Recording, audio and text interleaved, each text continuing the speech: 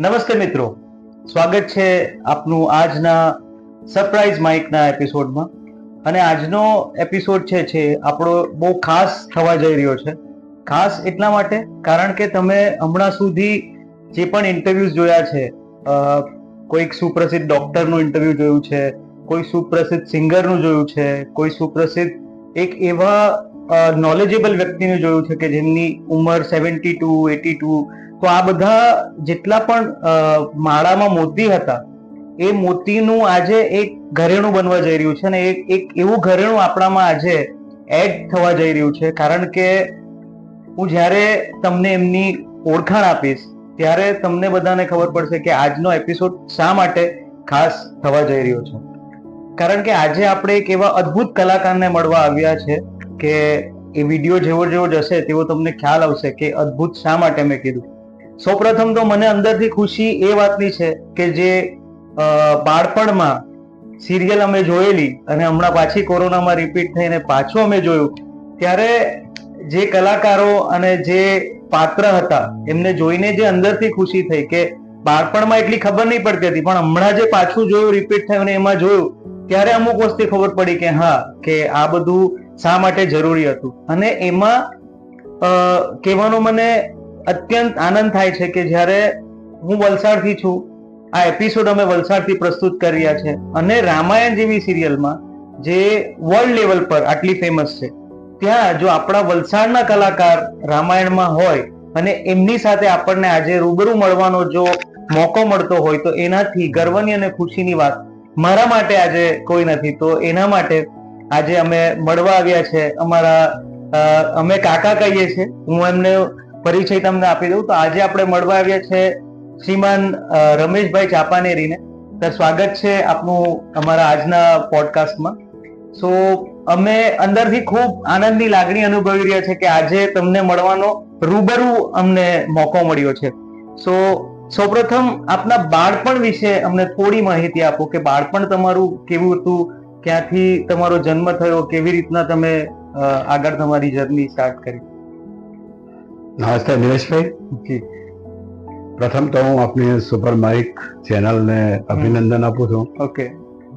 વલસાડના કલાકારોને તખ્તા ઉપર લાવીને ચેનલમાં કંડારીને ઓકે. જે તમે કામ કરી રહ્યા છો ને, એ પણ આજની પેઢીને તમે સારો સંદેશ આપો છો. ઓકે. કલાકારોને શોધી શોધીને ચેનલ ઉપર મૂકવા એ પણ એક પ્રશિક્ષણ છે. કારણ કે આજની પેઢીને સારી દિશા તરફ વાળવાનું જો કોઈ કામ કરતું હોય તો ચેનલ છે, પુસ્તકો છે, મોબાઈલ પણ છે. જી. પણ તમે એનો કેવો ઉપયોગ કરો એના ઉપર બધી વાત છે. સાચી વાત છે. સારો ઉપયોગ કરો તો તમને સારું મળશે. અને બીજી વાત દર્શક મિત્રો, હું તમને એ કહેવા માંગુ છું કે તમારી પાસે ગરીબી હોય ને, અજ્ઞાનતા હોય, ગામડામાં રહેતા હોય, રહેવાની પણ બહુ સારી સુવિધા ન હોય, તો ક્યારેય પણ ટેન્શન નહીં લેવું.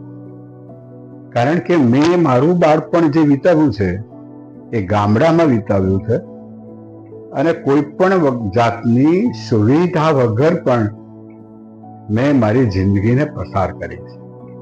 મારે તમને એટલું જ કહેવાનું છે, જે શ્રોતાઓને આમાં રસ છે અથવા જે કલા પ્રત્યે પોતાની અભિમુખતા બતાવે છે ને, એમને મારે એટલું જ કહેવાનું છે કે હંમેશા દિશા સાચી રાખવી. ઓકે. પછી ગમે ત્યાં તમે જાઓ, પણ દિશાને પકડી રાખો. તમારા મગજની અંદર જો એકવાર તમે કોઈ કલ્પના કરો કે મારે આ થવું છે, તો નિલેશભાઈ એ થયા વગર રહેતો જ નથી. એટલે અંદરથી તમે એક વસ્તુ વિચારો કે આ વસ્તુ મારે બનવું છે, તો એ તમે બનીને શ્યોર તમે થઈ શકો છો. લોક સાહિત્ય તો એવું કહે છે કે તમારા ઘરની જે 4 દિવાલ છે ને, 4 દિવાલ ઉપર તમે વાજિંત્ર રાખો, કોઈ પણ વાજિંત્ર હોય. અચ્છા. જેમ મારા ઘરની અંદર પણ મેં ફ્લૂટ રાખી છે. તો એના વાઇબ્રેશન એવા હોય છે કે તમને એક દિવસ એ સંગીતની દુનિયામાં અવશ્ય લઈ જાય છે. ક્યાં વાત છે.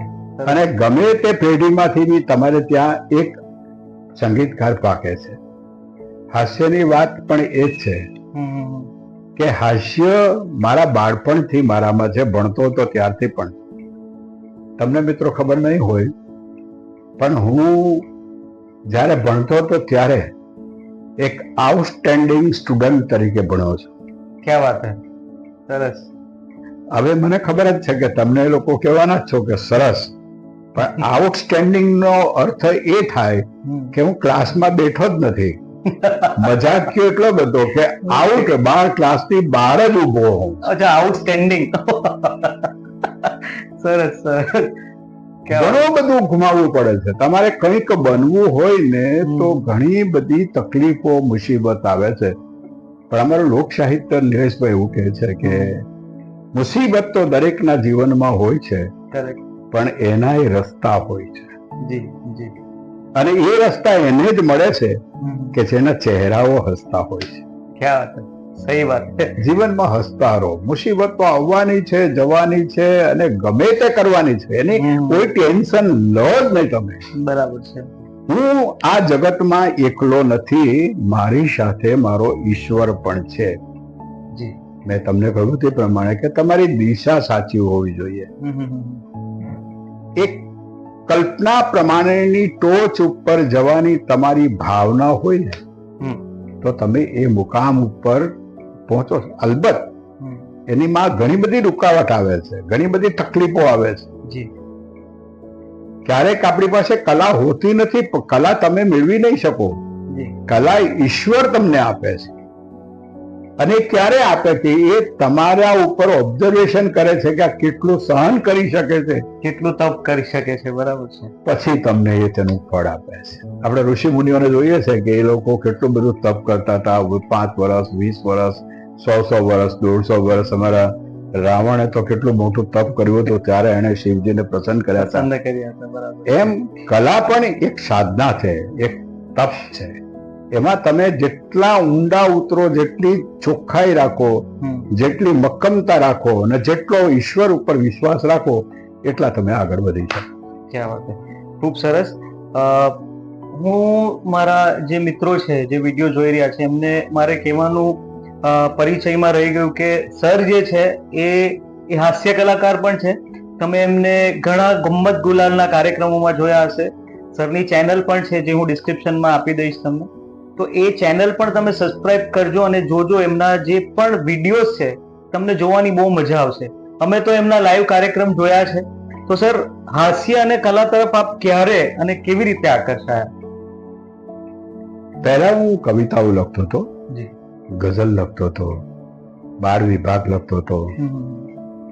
દક્ષિણ ગુજરાતનું બહુ જાણીતું તે જમાનાનું વર્તમાન પત્ર પ્રતાપમાં હું બાળ વિભાગમાં પણ બાળકો માટે લખતો હતો. અચ્છા. ત્યાર પછી એક નૂતન ગુજરાત સાપ્તાહિક બહાર પડતો હતો. એમાં ડોક્ટર ઇન્દ્રદેવ આચાર્ય કાર્ટુનિસ્ટ હતા. એ પોતે બસ આનંદની વાતોનું એક આખું પાનું આવતું હતું. એમાં જ્યારે મેં લખવાનું શરૂ કર્યું ને, ત્યારે 1 વાર છપાયું, 2 વાર છપાયું, 3 વાર છપાયું. અને પછી એવો આનંદ આવી ગયો મેં કે જ્યારે હું પોતે પેપરમાં લખતો હતો તે વખતે મારી પાસે એક કાગળ ખરીદવાના પણ પૈસા નહોતા. એ 10 પૈસાનો કાગળથી જમાનામાં આવતો હતો. તે વખતે મને 10 પૈસાનો ખર્ચો પણ લાગતો, બહુ ભારે પડી જતો હતો. ત્યાર પછી મેં એક હાસ્ય કલા મંડળ દક્ષિણ વિભાગમાં ચાલુ, અને એ હાસ્ય કલા મંડળમાં હું જોડાયો. એમનો કાર્યક્રમ મેં જોયો, અને એ કાર્યક્રમ જોયા પછી મને એમ લાગ્યું કે લોકોને હસતા રાખવા જેવો બીજો કોઈ ઉત્તમ ધર્મ નથી. સરસ, ખૂબ સરસ વિચાર. જ્યોતિન્દ્ર દવે સાહેબે કહ્યું છે કે હાસ્ય એ જીવન જીવવાની જડીબુટ્ટી છે. સાચી વાત છે. તમે આ જીવનમાં હાસ્ય હોય ને સાહેબ, તો એ મુસીબતનું મારણ છે. કોઈ પણ મુસીબત તમારી નજીક આવે તો પણ તમને અસર કરતી નથી અથવા ટચ કરતી નથી. એટલે કવિ કૈલાસ પંડિતે એક વાત બહુ સરસ કહી છે, વચ્ચે હું લઈ લો કે ક્યાં ખોવાણું બચપણ મારું, મુજને પાછું આપો. મીઠા મીઠા સપનાઓની દુનિયા પાછી આપો, કે મોટર બંગલા લઈ લો મારા, લઈ લો વૈભવ પાછો, આ પેન લખોટીને ચાકના ટુકડા મુજને પાછા આપો. ક્યાં વાત હે. વાહ, આજે વાહ. આટલી હાઈટ પર પહોંચ્યા પછી પણ હું મારા બાળપણને ઝંખું છું, શોધું છું. પેલી પેન લખોટી ચાકના ટુકડા મારી બેંકની ડિપોઝિટ હતી અને એના પ્રત્યે મને મમતા હતી. વાહ, વાહ. બાળપણમાં નાટકો કર્યા, હમ, હમ. ખૂબ નાટકો કર્યા. ત્યાર પછી જેમ જેમ ઉંમર વધતી ગઈ તે પ્રમાણે મેં ત્રિઅંકી નાટકો કર્યા, એકાંકી નાટકો કર્યા, એક પાત્રી અભિનય કરો, અચ્છા. અને એ એવા સમર્થ કલાકારો સાથે કરો હમ, હમ. કે જેના થકી મને પણ પોતાને ઘણું બધું શીખવાનું મળ્યું શીખવાનું છે. મળ્યું. પણ એક જ વાત, 100 વાતની એક જ વાત કહી દઉં હમ. કે જેના જીવનમાં કલા છે ને હમ. એ માણસ જિંદગીમાં ક્યારેય ઘરડો થતો નથી. સાચી વાત છે, સાચી વાત છે. એ અમને આમ કેવું, અમને તમારાથી જે પ્રેરણા મળે છે કે તમે જ્યારે સ્ટેજ ઉપર ઉભા રહીને કાંઈ પણ કરો તો એમાંથી કંઈ ને કંઈ અમને દરેક વખતે શીખવાનું મળે છે. નહીં, આ યુવાનો માટે ખાસ વાત કહું છું કે તમારે યુવાનોને જીવનમાં હાસ્ય રાખો, જી. અને એ હાસ્ય તમારી પાસે હશે ને હમ. તો માણસ તમારી પાસે નજીક આવશે. સાચી વાત છે. આજે માણસો દૂર ભાગે છે એનું કારણ શું છે કે જવા દો ને યાર, એની સાથે કોણ વેદમારી કરવાની. બરાબર. પણ તમારો ચહેરો જો હસતો હશે ને તો બે માણસ તમારી નજીક આવશે ને, એની પાસે તમારો આદાન પ્રદાન થશે ને, એ તમારામાંથી શીખશે, તમે એનામાંથી શીખશો, અને એ રીતે એક જીવન જીવવાની પદ્ધતિનો આલેખ તમે સમાજ સમક્ષ મૂકી શકશો. સરસ, સરસ, ખૂબ સરસ વાત કરી તમે.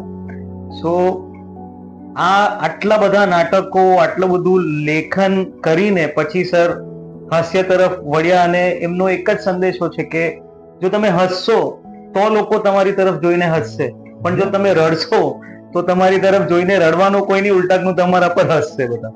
સાચી વાત છે. સાચી વાત છે. અને બહુ સાચી વાત તો એ કહી દઉં તમને કે આ જીવન બહુ અઘરું છે. તમને મિત્રો કદાચ ખબર ના હોય પણ હું ક્લાસ 2 ગેઝેટેડ ઓફિસર છું, અને તાલુકા વિકાસ અધિકારી તરીકેથી નિવૃત્ત થયાને હજી 19 વર્ષ જ થયા છે. હજી 19 વર્ષ જ થયા છે એમ એમનું કેવું છે, પણ આજની તારીખમાં સર એટલા ફિટ છે. હવે 100 વર્ષ કાઢવામાં મને ખાલી 23 વર્ષ જ ઘટે. ક્યાં વાત હે, ક્યાં વાત હે. છતાં પણ હજી હું ઉંમરને એક આંકડો માનું છું. એ તમારી વય નથી, એ તમારો આંકડો છે. Is the figure. ઓકે. તમે એ બધું કાઢી નાખો, હસતા રહો, હસાવતા રહો, અને જગતને એક જ સંદેશ આપો કે હાસ્ય એ જીવન છે. મિત્રો તમને ખ્યાલ ના હોય પણ હાસ્ય સમ્રાટ જ્યોતિન્દ્રભાઈ દવે, એની સાથે મેં 3 પ્રોગ્રામ કર્યા હતા, જે પાઠ્યપુસ્તકમાં એના લેખો આવે છે. અચ્છા.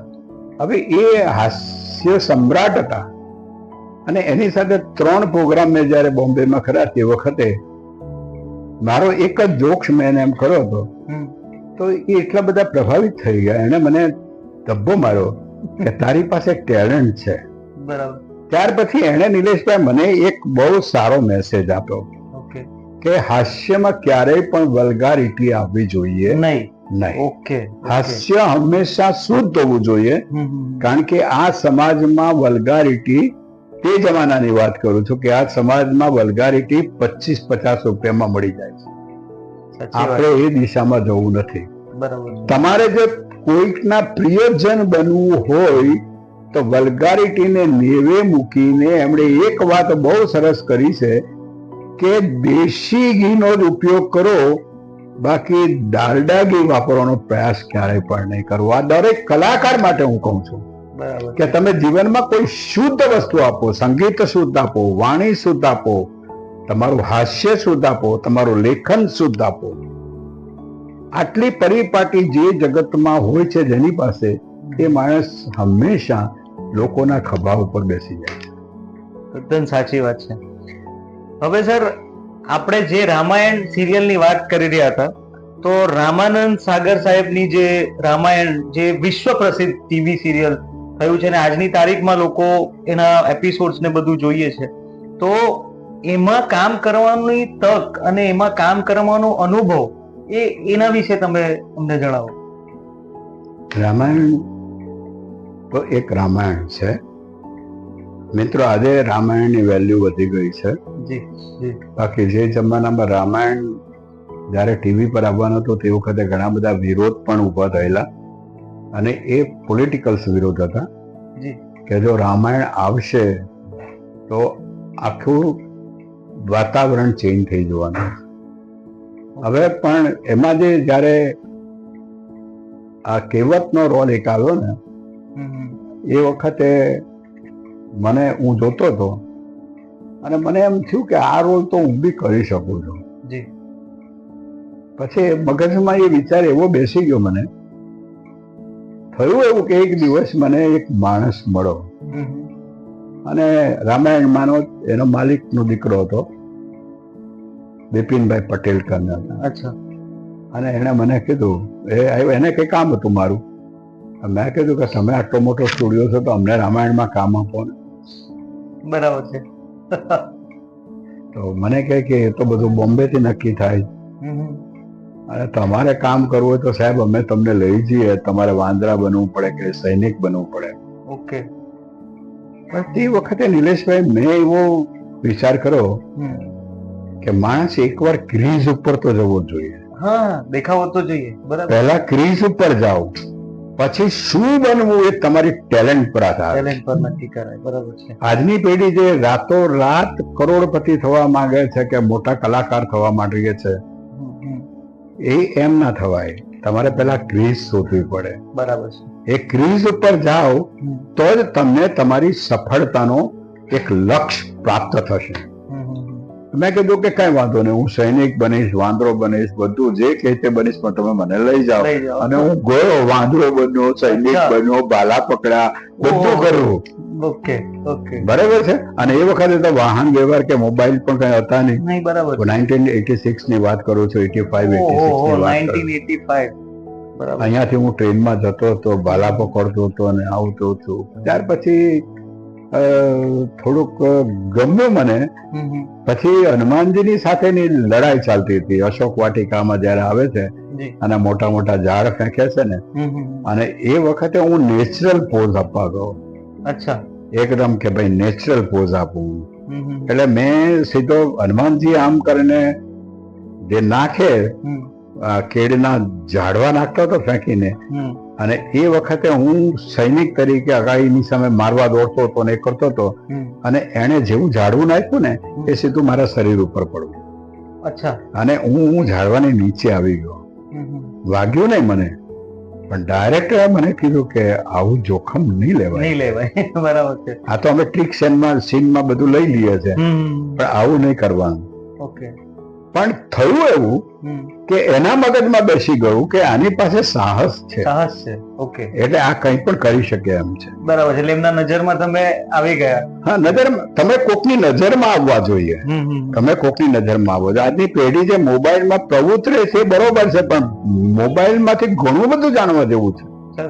તમે એમાંથી સંશોધન કરો, તમે જૂના લેખકોના ચોપડા વાંચો, આ વાંચો, એ લોકોની આર્ટ જુઓ, આ બધું જુઓ તો તમારામાં અંદર એક ભાવ જાગી જાય. મિત્ર, થયું એવું ત્યાર પછી કે મારી સાથે એક પુનાનો આર્ટિસ્ટ હતો.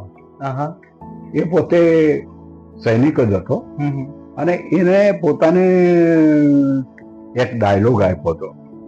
હવે રામના જન્મ વખતે એક કામ કરતો હતો. અચ્છા. પણ એને ક્યારેય ક્લોઝઅપ નહોતો મળ્યો. ઓકે. એટલે એને મહા મુસીબતે એક ડાયલોગ મળ્યો. પછી ડાયલોગ એ લઈને બોલવા ગયો ને તો એનાથી બોલાયો નહીં. એટલે લગભગ 2 4 5 6 7 8 વખત કટ થઈ ગઈ. અચ્છા. હવે એ મારો મિત્ર જેવો બની ગયો હતો. એટલે મને કે રમેશજી, એ દેખો ને યાર, એ ડાયલોગ મેં બોલતા હું કેસા કર. પછી બોલે મારી આગળ, અને ખરેખર બહુ સરસ બોલતો હતો, ફાઇન બોલતો હતો. પણ કુદરતની રીત એવી હતી કે એ જયારે લાઈટ સામે આવી જાય એ વખતે એ ભૂલી જાય. અચ્છા. પછી થયું એવું કે એક દિવસ તો ખરેખર એને ના જ પાડી દીધી એ લોકોએ કે ભાઈ હવે આપકી જરૂરત નહીં, हमारे पास बॉम्बे का आर्टिस्ट है. હવે કુદરતનો કરિશ્મા એ તમે જુઓ કે એ મારી પાસે જે શીખવતો હતો ને એમાં એ ડાયલોગ મને મોડે થઈ ગયો. હા, તમારી સામે પરફોર્મ કર્યો એટલે તમને. એટલે જ્યારે કટ થયો ત્યારે राजेश देसाई करने डायरेक्टर था, એને મેં એમ કીધું કે સાहब आपको तकलीफ ना हो तो मैं ही डायलॉग बोल सकता हूँ. अच्छा. मैंने कहा नहीं नहीं, अभी हम बॉम्बे वाला आर्टिस्ट ले लेंगे, आपकी जरूरत नहीं. मैं कहा मैं बोल सकता हूँ. પછી થોડો પીગળો, સહી બોલ सकता है तुम? मैं कहा अच्छा बोलो अभी. મેં જે બોલ્યો ને સાહેબ, એટલું ફાઇન એની ઇફેક્ટ આવી ને, મને કે ऐसा ही बोलने का. ઓકે. અને રામાનંદ સાગર, જેને અમે પાપાજી કહીએ, એ ખૂબ સારા ડાયરેક્ટર છે. એ ભાલો એક આમ ઊંચો હોય ને એક નીચો હોય ને તો પણ ચલાવી નહીં લે, બંને ભાલા સરખા હોય. પરફેક્ટ વસ્તુ જોઈએ. અચ્છા. અને એનું ડિસિપ્લિન પણ એવું હતું કે તમે જો એકવાર તમને લઈ આવ્યા ફ્લોર પર અને જો પછી તમે કટ ગયા ને તો એનું મોઢું એકદમ એ દુખી થઈ જતા હતા. અચ્છા. એટલે મને ડાયરેક્ટરે કીધું જો આપ બોલ રહા મેરી ઇજ્જત કા સવાલ है. બોલો સાહેબ, એ ડાયલોગ હું બોલો ને એક જ ટેકમાં મેં ઉકોર કરો. क्या बात है. અને પાપાજીએ કીધું કે વેરી નાઇસ. ઓહો, એમનાથી એપ્રિસિએશન આવ્યું. એપ્રિસિએશન આવી. શું વાત છે. ત્યાર પછીનો બીજો મારો એક અનુભવ છે. ઓકે. કે જ્યારે હનુમાનજીને બાંધીને લંકામાં લઈને આવે છે અને એ વખતે લંકાના લોકો ચારે બાજુ ઉભા હોય છે અને એ બધા એને જુએ છે કે આ સમર્થ રાક્ષસ રાવણની સંભાવનારો આ વાંદરો કેવો હશે. અચ્છા. તો એમાં 3 ભાવ બતાવવાના હતા. એને જોવા માટેની એક બાજુ તાલાવેલી હોય, નજીક આવે ત્યારે ગભરાહટ હોય, અને એકદમ પાછળ જાય ત્યારે એની મશ્કરી કરવાની હોય. આ 3 ભાવ બતાવવાના. 3 ભાવ. ઓકે. આ ડાયલોગ, આ સીન લગભગ 7 થી 8 વખત રીટેક થયો. અચ્છા. અને એ વખતે હું ત્યાં બાજુમાં જ ઉભો હતો. એટલે મને પોતાને એમ થયું કે આ તો હું કરી શકું એમ છું. અચ્છા. અંદરથી તમને થયું કે ઓકે કરીએ આપણે. એટલે હું સીધો ડ્રેસિંગ રૂમમાં ગયો અને માલી દાદા કને ડ્રેસર હતા. मैं को दादा मुझे बनवासी का ड्रेस पहना दो. मैं अरे अब तो खत्म होने वाला है. मैं को नहीं, मैं अभी नहीं हुआ है, मैं जाऊंगा. तो कि उधर से पहन लो तुम. એટલે મેં આખા કપડા પહેરી લીધા. જાતે જાતે જઈને ટોળામાં ઘૂસી ગયો વચ્ચે. અચ્છા. મારી બાજુમાં ઊભો હતો. એને મેં એમ કીધું કે હું એને દૂરથી જોઈને આશ્ચર્યની ભાવ બતાવીશ અને નજીક આવે ત્યારે ગભરાઈને હું તારા ખભા ઉપર ચડી જઈશ કૂદીને. ઓહો. એ વખતે મારી ઉંમર 43-44 વર્ષની હશે. અચ્છા. અને વજન પણ ઓછું, આટલું બધું નહીં. તો ઊભો રહી ગયો. મારા નસીબ એટલા સારા કે એ વખતે રામાનંદ સાગર પોતે જ કેમેરા ઉપર બેઠેલા. શું વાત છે. ઓકે. અને જેવો આમ હનુમાનજી આવતો હતો ને એટલે મેં એને આ ભાવ મેં બતાવ્યા. અને જેવો નજીક આવે એટલે ગભરાઈને સીધો હું બાજુવાળાના ખભા ઉપર ચડી ગયો. અચ્છા. અને પછી નીચે ઉતરીને એની મશ્કરી કરી. આ સીન વખતે કેમેરો સીધો મારા ઉપર હતો એની મને ખબર નહીં. અચ્છા. પેલા સર એંગલ લઈ લીધેલું, પણ એંગલ એમને લીધેલું હતું અને એ સીન ઓકે થઈ ગયો. રાત્રે 10 વાગ્યે બોલાવો કે ઇધર લડકા ખડા થાય, કોણ થા, बुलाओ उसको बुलाओ मेरे पास. અને એ વખતે નિલેશભાઈ મને ગભરાટ થયો કે અમે ઇનડિસિપ્લિન કર્યું કે મારે પૂછવું બહાર તમે. ઓકે. તો મેં કહું આજે માર પડવાનો જ છે. અને કે ઇધર તું ખડા થા. મેં કह दुआ सर मेरी गलती हो गई. है गलती नहीं, बहुत अच्छा शॉट दिया. अरे वाह, बहुत अच्छा शॉट दिया. अरे वाह. બસ ત્યારથી કોન્ફિડન્સ તમારો ડબલ થઈ ગયો. અને એ વખતે ઈશ્વરની કૃપા તમે જો કે એ જ વખતે રામાયણની અંદર નાનાજીનો એન્ટ્રી થાય છે. હા હા. અને એ લોકો નાનાજીની શોધ કરતા હતા કે આમાં કોને લેવાય. Okay okay. અને પછી એમણે મને સીધું જ કીધું કે મેકઅપ બેનને બોલાવીને કીધું કે આને લઈ જાઓ અને નાનાજીનો ગેટઅપ કરાવો. શું વાત છે. સામેથી કીધું એમ એમણે? હા. અને એમને સ્ક્રીનિંગ કર્યું અને સ્ક્રીનિંગ કર્યા પછી એક્ઝેક્ટ નાનાજી જેવા લાગ્યા. એટલે પાપાજી કીધા आज से उसको बाला बंद, बंदर बंद કે નાનાજી उसको बना दो. અરે વાહ, શું વાત છે. મિત્રો મારે કહેવાનું તમને આ છે કે તમારામાં ભગવાને બહુ બધી શક્તિ આપી. એને ઢંઢોળો, જગાડો. જગતને શું જોઈએ છે એ તમે વિચારો. ઇંગ્લેન્ડની અંદર એક ઇમારત ઉપર એવું લખ્યું છે કે જગતને જરૂરી હોય તેવી એક ચીજ તમે શીખી લો અને પછી જંગલમાં જતા રહો. તમારે જંગલમાં જવાની જરૂર નથી, પણ જગત તમને શોધતું શોધતું જંગલમાં આવશે. આ તાકાત આપણને ઈશ્વરે આપી. તો આ એમનો ઓવરઓલ એક્સપિરિયન્સ હતો. સર, તમે રામાયણમાં કયા કયા કેરેક્ટર કરેલા એનું નામ જણાવી દો અમારા દર્શક. સાચું પૂછો ને મિત્રો, તો રામાયણ જયારે જયારે હું અત્યારે જોઉં છું ત્યારે મને એમ થાય કે રમેશ ચાપાનેરી આ તે કરેલો રોલ. મને પોતાને પણ કલ્પના નહોતી કે આ રોલ મેં કેવી રીતે કર્યો હશે. રામાયણમાં શરૂઆતથી હંમેશા ટોચ ઉપર સીધું જવાતું નથી. એ તમારે પહેલું પગથિયું, બીજું પગથિયું, ત્રીજું પગથિયું, ચોથું પગથિયું ચડીને જ તમે કોઈ પણ ટોચ ઉપર જઈ શકો છો. એ આ મારા આજના યુવાનોને હું એક સંદેશ આપું. મેં શરૂઆતમાં વાંદરો બનો, સૈનિક બનો, રાજા બનો, રાવણનો મંત્રી બનો, ત્યાર પછી હું છે તે વનવાસી બનો, ત્યાર પછી હું પોતે નાનાજી બનો. અને કુદરત તમને કેવી મદદ કરે છે મિત્રો, ખાસ યાદ રાખજો તમે કે થયું એવું કે અધવચ્ચેથી અગત્ય ઋષિ બહાર જતા રહ્યા. અચ્છા. અને એનો વેક્યુમ પડી ગયો. ઓકે. અને કુદરતનું કરવું કે તે અગત્ય ઋષિ અને માળો જે ગેટઅપ છે એ બંને સિમિલર આવે. અચ્છા. એટલે પછી મેં અગત્ય ઋષિનો રોલ પણ એની અંદર કરો. બરાબર છે. એટલે અગત્ય ઋષિનો પણ તમે, એટલે આખી જર્ની જે રામાયણની તમે જીવી છે, એટલે સૌથી નાનામાં નાનું કેરેક્ટર જેને કંઈ બોલવાનું નથી, એકદમ બેક સાઈડ પર રહેવાનું છે, એ પણ તમે કર્યું.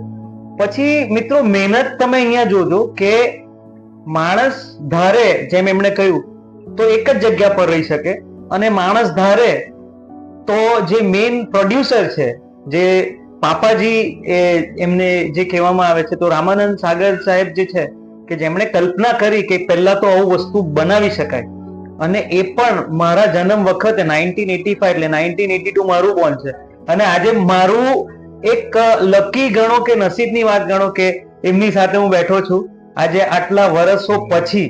1985માં એ શૂટિંગ એમનું થયેલું, અને આજે આપણી સાથે એ મેમરીઝ શેર કરી રહ્યા છે, એટલે બહુ સારી વાત છે. અને એમાં નિલેશભાઈ આનંદની વાત તો એ છે કે તમારો 1982માં બોર્ન છે, બરાબર, અને હું અત્યારે તમારી સમક્ષ જીવતો છું ને, એ બહુ મોટી વાત છે. રામાયણમાં ઘણા બધા આર્ટિસ્ટ ગુજરી ગયા છે. હમણાં હાલમાં આપણા સાહેબ ત્રિવેદી સાહેબ પણ હમણાં અમારા રાવણ અને હનુમાનજી જતા રહ્યા, રાવણ જતા રહ્યા, વિભીષણ જતા રહ્યા, પછી ઇન્દ્રજીત જતા રહ્યા, કેટલા બધા જતા રહ્યા. પણ સર એક વસ્તુ મને અહીંયા કહેવાની એ તમને લાગે છે કે જ્યારે પણ આપણે એ રામાયણ જોઈએ છે કે કોરોનામાં જ્યારે મોદી સાહેબે કીધું કે રામાયણ બતાવો, મહાભારત બતાવો, પણ એ રામાયણની ફીલ જ આખી અલગ છે. એનો શું રીઝન હશે એમ? કારણ કે ઘણા બીજા રામાયણ પણ બન્યા છે સિરિયલ. જો તમને એક વાત કહું છું કે તમે જે કામ કરો છો ને, એ બધું જ કામ તમારું ક્યારેય પણ વખણાવવાનું નથી. બરાબર છે. હેમંત ચૌહાણે ઘણા બધા ભજન ગયા, કેટલા બધા ભજનો ગયા છે, પણ જયારે નદી કિનારે નાળિયેરીનું જે ભજન આવ્યું, બરાબર કે પંખીડા ઉડી જાય પાવાગઢ લે, એ ત્યારથી હેમંત ચૌહાણ લાઈનમાં આવ્યા. બરાબર છે. મારી વાત કહું તો આજે હાસ્ય કલાકાર તરીકે હું 60 વર્ષથી તખ્તા ઉપર છું. આજે ગુજરાતમાં વરિષ્ઠ હાસ્ય કલાકારમાં આવું છું, પણ મારી બધી જ આઈટમ કઈ ફેમસ થઈ નથી. બરાબર. હું નાકથી વાંસળી વગાડું છું, એ ફેમસ થઈ છે, અને પાલીની આઈટમ જે મારી છે એ આજે આખા ગુજરાતમાં કે આખા વિદેશમાં પણ એ ફેમસ છે. એટલે તમે જે કંઈ કરો છો ને એમાંથી તમને 0.0001 જ તમારું એક નવનીત એવું નીકળશે કે જે લોક હૃદયમાં સ્થાન પામશે. સાચી વાત. એટલે હતાશ ક્યારેય નહીં થવાનું. પ્રવૃત્તિશીલ રહો. બરાબર છે. હવે સર, હાસ્ય કારકિર્દીની વાત તો તમે ઘણી કરી, પણ ગમ્મત ગુલાલ એક એવો પ્રોગ્રામ હતો, દૂરદર્શન પર આવતો હતો. પહેલા તો આટલા બધા ઓપ્શન્સ હતા નહીં આપણી પાસે ચેનલના. દૂરદર્શન હતું તો દૂરદર્શન પર આપણું ગુજરાતી અમદાવાદનું જે આવતું હતો પ્રોગ્રામ, અને એમાં ગમ્મત ગુલાલમાં ઘણીવાર તમે આવ્યા છો, તો ગમ્મત ગુલાલ જેવો લોકપ્રિય જે કાર્યક્રમ હતો એનો ભાગ તમને બનવા મળ્યું, તો એનો અનુભવ અને તેનું વાતાવરણ કેવું હતું, અને તે સમયે કોઈ ચેનલ હતું નહીં અને આ વખતે તમને એ કરવા મળ્યું, તો એનો અનુભવ કેવો રહ્યો તમારો? મિત્રો, એક વસ્તુ છે આમાં કે જમીન ફળદ્રુપ હોય ને તો કોઈ પણ પાક ઉગે. જી, બરાબર. તમારી પ્રયત્નો તમારા કેવા છે, તમે કઈ દિશા તરફ છો, અને તમારી સુગંધ કેટલી પસરે છે, એના ઉપર જ આ બધી જ ચેનલો તમારી આગળ પાછળ ફરતી હોય છે. બરાબર. પછી એ દૂરદર્શન હોય, આકાશવાણી હોય, તમને જાણીને નવાઈ લાગશે કે દૂરદર્શન ઉપર જે દિવસે દૂરદર્શન અમદાવાદ નહોતું, જયારે પીચ કેન્દ્ર ચાલતું હતું ગુજરાતમાં, ખેડૂતો માટેનું જ ખાલી ચાલતું હતું, અમદાવાદ દૂરદર્શન તો પછી આવ્યું. બરાબર. એટલે 78માં મેં પહેલો દૂરદર્શન ઉપર કાર્યક્રમ કરેલો, કલા દર્શન વિભાગમાં, અને પહેલો દૂરદર્શન ઉપર 78માં. એટલે તમે વિચાર કરો આજે કેટલા વર્ષ થઈ ગયા છે? આજે તો 22, 20, 40, 45 વર્ષ થઈ ગયા આરામથી. હવે બીજી વસ્તુ એ છે કે જેમ જ્યોતિન્દ્રભાઈ દવે સાહેબે કીધું હતું તે પ્રમાણે કે તમારો હાસ્યમાં શુદ્ધ હોય ને તો એ લોકો એ જુએ છે.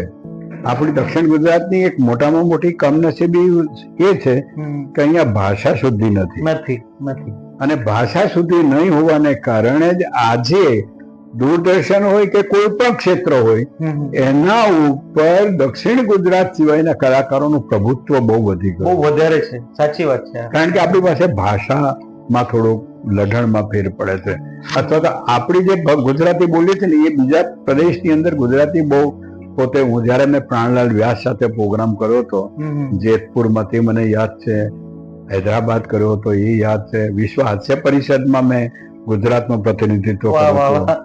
વિશ્વ હાસ્ય પરિષદ એટલે બકુલભાઈ ત્રિપાઠી, ડોક્ટર ઇન્દ્રદેવ આચાર્ય, સ્વર્ગસ્થ છોટમ, હાસ્ય લેખક બુધવારની બપોરે વાળા અમારા અશોક દવે, રતિલાલ બોરીસાગર, આ બધા કલાકારો સાથે અમે વિશ્વ હાસ્ય પરિષદમાં ભાગ લીધો હતો. પણ તમારી પાસે કેવું ભાથું છે એ બહુ અગત્યની વાત છે. હું જે દૂરદર્શનમાં ગયો ત્યાર પછી તો ઘણી બધી ચેનલમાં હું આવ્યો, વાહ ભાઈ વાહમાં આવ્યો, ધતેરીકેમાં આવ્યો, હાસ્ય લહરીમાં આવ્યો. આ બધી ચેનલોમાં જ્યારે મેં પોતે કામ કર્યું તે વખતે મારી પાસે અત્યારના જેટલું તો તે વખતે સ્ટોક પણ નહીં મળે, પણ હું જે કઈ બોલતો તો એમાં લોકોને હાસ્ય મળતું, વાત સાચી. અને એ રીતે તમારામાં જો પોત હશે ને તો તમને, મેં શરૂઆતમાં કીધું કે તમે જંગલમાં પછી તમારે જવાની જરૂર નથી, લોકો તમારી પાસે. બરાબર છે. હવે ત્યાંનો કોઈ એવો કોઈ પ્રસંગ જે તમને યાદ આવતો હોય કે આમ યાદ રહી જાય ને આપણને અમુક પ્રસંગ કે હા આ પ્રસંગ હું નહીં ભૂલીશ, એવો કોઈ પ્રસંગ તમને યાદ આવતો હોય? ગમત ગુલાલની વાત કરો છો તમે. ગમત ગુલાલમાં ત્યારે હું પોતે ગયો તે વખતે, મિત્રો એક વસ્તુ છે કે ગામડાનો છોકરો જયારે તમારું આ પરિપાટી છોડીને અમદાવાદ જાય, મોટા શહેરમાં જાય, અને દૂરદર્શન જેવા કેમેરાની સામે તમારે પેશ થવું પડે. પહેલા તો કેમેરા સામે ઉભું રહેવું એક બહુ મોટી વાત છે. કેમેરા સામે ઉભું રહેવું એ પણ બહુ મોટી વસ્તુ છે. પણ તમારામાં ટેલેન્ટ હોય તો તમે કોઈ પણ જગ્યાએ જઈ શકો છો. બરાબર છે. અને મારો આ જ અનુભવ છે કે હું પોતે કલા સાથે જોડાયેલો ના હોત તો કદાચ દૂરદર્શન મને ઓળખતું પણ ન હોત, અથવા મારી જિંદગી આમ જ પૂરી થઈ ગઈ હોત.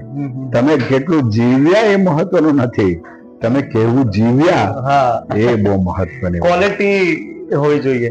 બરાબર છે. તો આમ કેમેરાની સામે પહેલા તમે સૌ પ્રથમ ક્યારે ગયેલા? એટલે રામાયણ પહેલા તમે કેમેરો ફેસ કરી દીધો કે 78માં? ઓકે. દૂરદર્શન ઉપર પહેલો મેં કાર્યક્રમ આપ્યો હતો કલા દર્શન વિભાગમાં, અને એ વખતે તો ત્યારે તો જે લેટર એનો આવેલો, તમારે આવા કપડા પહેરવા પડશે ને આવું કરવું પડશે. બરાબર છે. તો આમ ત્યારે કેવું આમ નર્વસનેસ ફીલ થયેલી કે પછી કોઈ ડર લાગેલો કે પછી? ખૂબ ડર લાગે. ઓકે. તમને ઘણો બધો ડર લાગે. અને એક વસ્તુ હોય છે કે આપણે જયારે દક્ષિણ ગુજરાતના ગામડામાંથી જતા હોય ત્યારે તમારામાં લઘુતા ગ્રંથિ તો રહેવાની જ. હા હા, સાચી વાત છે. તમારામાં લઘુતા ગ્રંથિ તમારા પર ખૂબ બધો હુમલો કરતી હોય છે. પણ એ બધી અવસ્થામાંથી બહાર નીકળીને તમે જયારે ભૂલી જાઓ, આજે પણ જયારે હું કોઈ પણ તખ્તા ઉપર જાઉં છું ત્યારે હું રમેશ ચાપાનેરી છું એ ભૂલી જાઉં છું. બરાબર છે. હું એક કલાકાર છું. સાચી વાત છે. અને મને એમણે બોલાવ્યો છે ત્યારે એમને આત્મસંતોષ થાય તેવું જ મારે આપવું જોઈએ. બરાબર છે. એવી ખુમારી માણસનામાં રહેવી જોઈએ. બાકી તમને આજે કોઈ પણ કલાકાર હોય, હંમેશા કલાકાર જિંદગીમાં હંમેશા વિદ્યાર્થી તરીકે રહેવાનું હોય છે. એ વિદ્યાર્થી હોય તો જ કંઈક કરી શકે. બાકી જો એકવાર ઘમંડ આવી જાય તો માણસ ક્યારે પણ આગળ નીકળી શકતો નથી. સાચી વાત છે, ખૂબ સાચી વાત છે. બરાબર છે. તો પણ ત્યારે પણ જેમ તમે હમણાં કહ્યું કે આપણને લેંગ્વેજ નું બેરિયર નડે છે, ભાષાનું, તો ત્યાં તમે ગયા એટલે ત્યાંના લોકોની ભાષા આપણા લોકોની ભાષા થોડી અલગ પડે. તો ત્યારના સમય પણ એ હતું કે ત્યારે એવું કઈ નહીં હતું? લોક સાહિત્યમાં તો કહેવાય છે કે 12 ગાવે બોલી બદલે, તરુવર બદલે શાખા, બુઢાપામાં કેશ બદલે પણ લખણ ન બદલે લાખા. ઓકે. આજે 12 ગાવે આપણી બોલી બદલાય છે. આપણે દક્ષિણ ગુજરાતની બોલી જુદી છે, આપણી મહેસાણાની બોલી જુદી છે, ઉત્તર ગુજરાતની જુદી છે, સૌરાષ્ટ્રની જુદી છે, અમદાવાદની જુદી છે, બોમ્બેની જુદી છે. આ દરેકની ભાષા અલગ અલગ હોય છે. બરાબર. અને એમાં આપણી ભાષા જે છે એ ભાષા જયારે તમે કોઈ પણ કાર્યક્રમ કરતા હોય તે વખતે તમારા મગજમાં એક વાત પાકી રાખવી હોય છે, પડતી હોય છે કે આ કાર્યક્રમ માત્ર મારા વલસાડ પૂરતો નથી કે સુરત પૂરતો નથી, પણ આ કાર્યક્રમ સમગ્ર ગુજરાતમાં લોકો સાંભળવાના છે. ત્યારે સમગ્ર ગુજરાતના શ્રોતાઓને ધ્યાનમાં રાખીને તમે કોઈ પણ પ્રોનાઉન્સિસ કરો ને તો જ તમારી ખ્યાતિ મળે, નહીં તો નહીં મળે.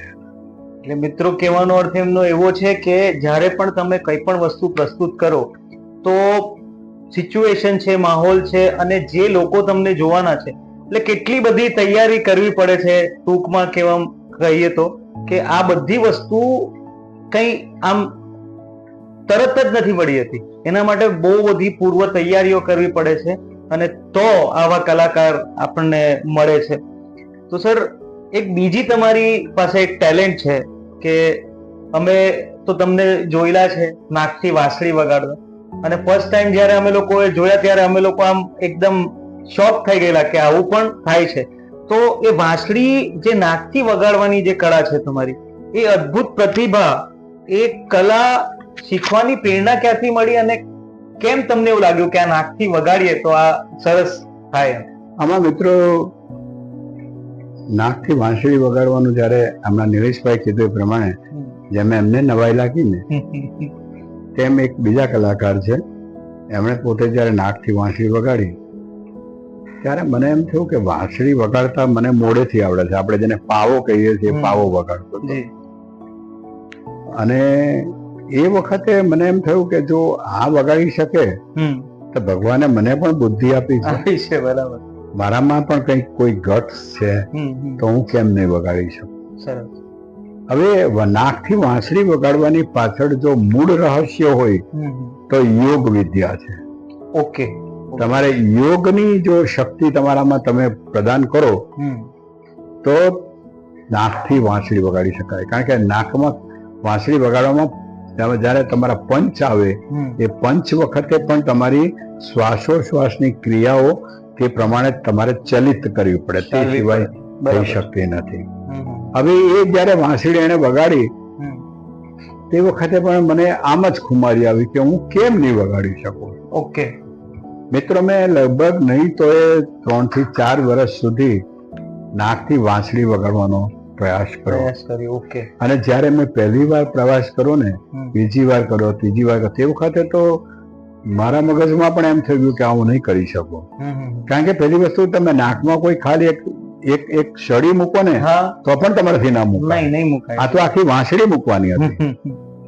પણ બહુ સરસ એક દોહો લખો છે કવિ કાગ બાપુએ કે દોડત હે મૃગ ઢૂંઢત જંગલ મંદ સુગંધ કહા બન બાસે जानत ना मम नाभि में है बंद क्यों ही बिचरी मन मृगता से. ક્યાં વાત. वो એવું કહે છે દોડત હે મૃગ ઢૂંઢત જંગલ, જંગલમાં એ દોડે છે, ઉત્તરમાં જાય, પશ્ચિમમાં જાય, દક્ષિણમાં જાય, પૂર્વમાં જાય, કે આ જંગલમાં સુગંધ ક્યાંથી આવે છે, કસ્તુરીની સુગંધ આવે છે. ઓકે. અને એ દોડતું હતું મૃગલાને. અને એ કવિ કાગ બાપુ એ બહુ સરસ વાત આજની પેઢીને પણ બોલાય છે કે દોડત હે મૃગ ઢૂંઢત જંગલ મંદ સુગંધ કહા બન બાસે જાનત ના મમ નાભી में है बंद. એની નાભીમાં રહેલી કસ્તુરીને કારણે જંગલમાં સુગંધ આવતી હતી, પણ એ સુગંધ શોધવા માટે એ બહાર ભમતો. એને ખબર જ નહીં હતું કે અંદરથી જ આવે છે. તેમ આ બધી શક્તિ આપણી પાસે છે જ, પણ એને ઢંઢોળવી પડે, એને શોધવી પડે, અંદરથી ખંખેરીને સમય આપવો પડે, તમારે એની ગટ્સ ને જાણવી પડે. અને એ રીતે પ્રેક્ટિસ કરતા કરતા આ જ જગ્યા પર હું બેઠો છું ત્યાં જ જ્યારે જી ન્યૂઝ મારા ઘરે આવીને રેકોર્ડિંગ કરી ગયા હતા, અને એ વાંસળીનો કાર્યક્રમ આખા વર્લ્ડમાં એમણે બતાવ્યો હતો કે નાકથી પણ વાંસળી વગાડી શકાય છે. ક્યાં વાત, ક્યાં વાત. તો આ એક અલગ ટેલેન્ટ છે, નાકથી વાંસળી વગાડવું, અને એમાં બહુ શ્વાસોશ્વાસની જરૂર પડે છે. અને એ આ ઉંમરે પણ એ આજે વાંસળી વગાડે છે. અને યોગા કે એમનું ફિટ રહેવાનું જે રહસ્ય છે એ યોગ છે. તો આપ સૌને પણ મારી વિનંતી છે કે ટાઈમ મળે તો 5 મિનિટ 10 મિનિટ યોગા કરી લો, જેથી તમે એકદમ ફિટ રહી શકો. જે રીતે એમણે વાત કરી કે 82 હું બોર્ન છે અને એમનું આજની તારીખમાં અસ્તિત્વ છે, અને એ બહુ સારું અસ્તિત્વ છે. એવું નહીં કે એકદમ સર્વાઈવલ, એકદમ એમનું જે અસ્તિત્વ છે બહુ સારું છે, બહુ સારી રીતે એમની લાઈફ જે જીવે છે. કારણ કે અમારી સાથે વાત કરે તો તમને ખ્યાલ આવે કે હા એમના વિચારો શું છે. તો સર, હાસ્યનો અરસપરસ પ્રભાવની જો આપણે વાત કરીએ તો આપના મતે હાસ્ય માનવીના જીવનમાં કેટલું મહત્વ ધરાવે છે? તમે ખાવાનું ના મળે ને તો દાડો નીકળી જાય, પણ હસવાનું ના મળે ને તો તમારો દિવસ નહીં નીકળે. હાસ્ય એ જતીન્દ્રભાઈ દવે સાહેબે કીધું છે તે પ્રમાણે જીવન જીવવાની જડીબુટી છે. ઓકે. તમે બધું લૂંટાવી દેજો, તમારું બધું ધરતીકંપમાં નાશ થઈ જાય તો વાંધો નહીં, પણ મોઢા પરનું હાસ્ય જે દિવસે આપઘાત કરશે ને તે દિવસે માણસનું આયુષ્ય ગમે એટલું લાંબુ હોય તો પણ એ જીવવા લાયક રહેતો નથી. હાસ્ય ખૂબ જરૂરી છે. હાસ્ય ખૂબ જરૂરી છે. ઓકે. અને તમે હસો કોઈ બી રીતે કામ, દિવસની શરૂઆત તમે કરો તો તમારા કોઈક, અત્યારે મારી પોતાની વાત કરું તો મને કોઈક સારો વિચાર આવે તો હું જે સૂતો હું એની મારી બાજુમાં ડાયરી રાખું છું, અને એ વિચાર રાતના પણ ઉઠીને હું લખી દઉં છું, કારણ કે પછી નીકળી જાય છે. હા, બરાબર છે. હંમેશા કોઈ સારી તક હોય ને એ તમારી પાસે લાંબો સમય રહેતી નથી, ભૂલી જવાય. બરાબર. તો હું લખી દઉં છું. હવે તો મોબાઈલની સગવડ છે, એમાં પણ તમે ટપ ટપ કરીને લખી શકો છો. બરાબર.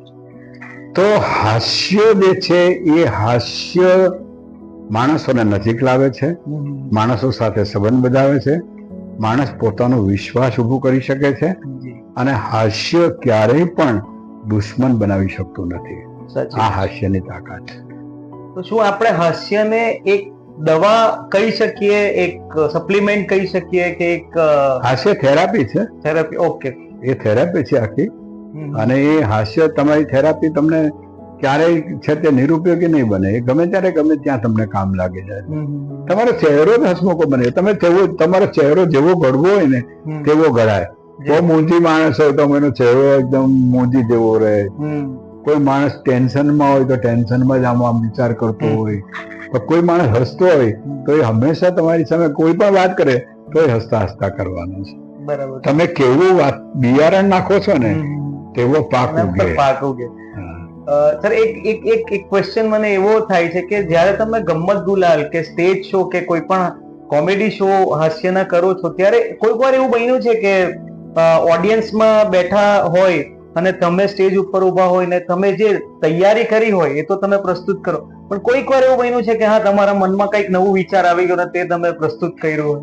કલાકાર માટેની એક મોટામાં મોટી વાત હું કહી દઉં, અથવા જે મેં અનુભવ્યું છે તે કહી દઉં કે કલાકાર જયારે પ્રોગ્રામ કરવા જાય છે ને ત્યારે પોતાની સ્ક્રિપ્ટ બનાવીને જ જાય છે.